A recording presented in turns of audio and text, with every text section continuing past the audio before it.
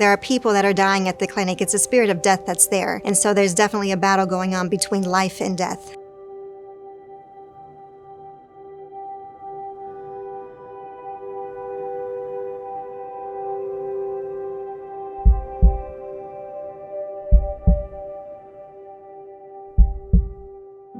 Hi, my name is Janet Hernandez. I'm a sidewalk counselor with Right to Life Michiana. We are a family, and I see the love of Jesus in the other sidewalk counselors. I see the love of Jesus in Jackie Appleman, the executive director. I see the love of Jesus in Melanie Garcia, the outreach director. I see the love of Jesus in the different people who've worked in the office and who work alongside of us as sidewalk counselors. And so I'm just so grateful that I have the opportunity to be able to work and walk and minister alongside of these different people that love people and love Jesus so much. I went to the Women's Pavilion in South Bend, Indiana to get an abortion. On my way into the building, I encountered Right to Life sidewalk counselors, and they prayed with me.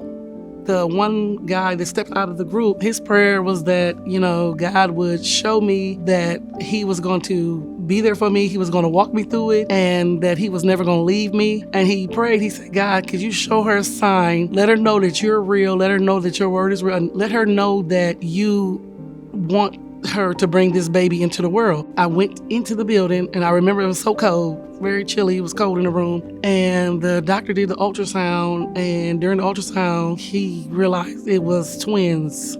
And I knew that was my sign. Not one sign, but two signs from God. I had to leave with my baby, both of them.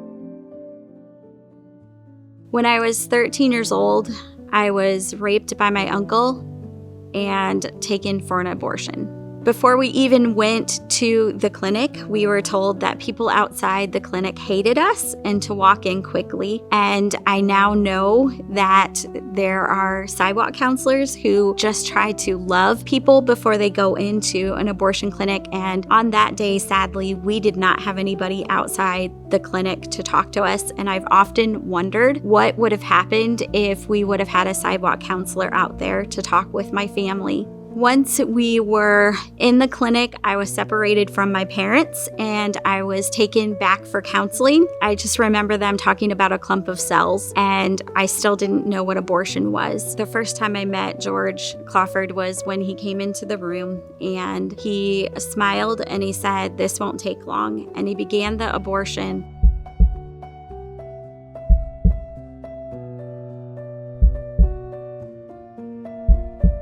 And it was the most awful pain that I've ever felt in my life. And I began screaming only for him to tell me to shut up.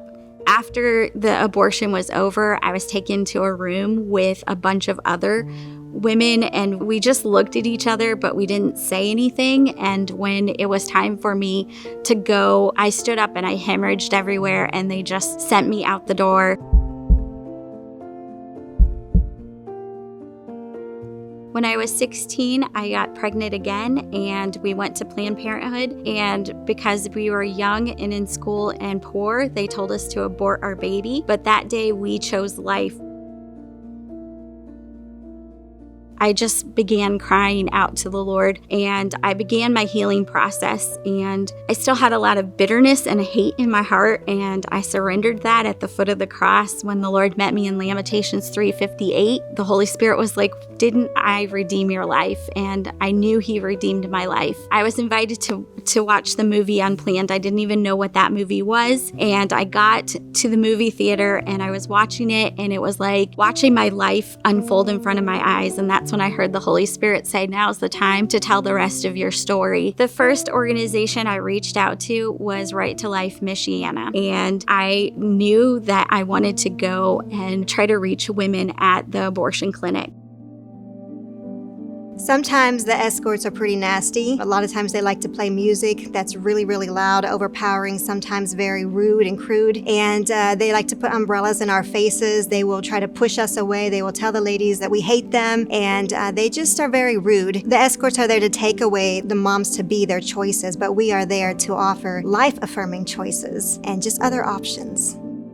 To have my daughters, it gave me a purpose in life because I didn't think that I was strong enough. I didn't think that I was mentally stable enough to bring another child into the world, but it taught me so much more about myself that I did not know. Their life gave me life.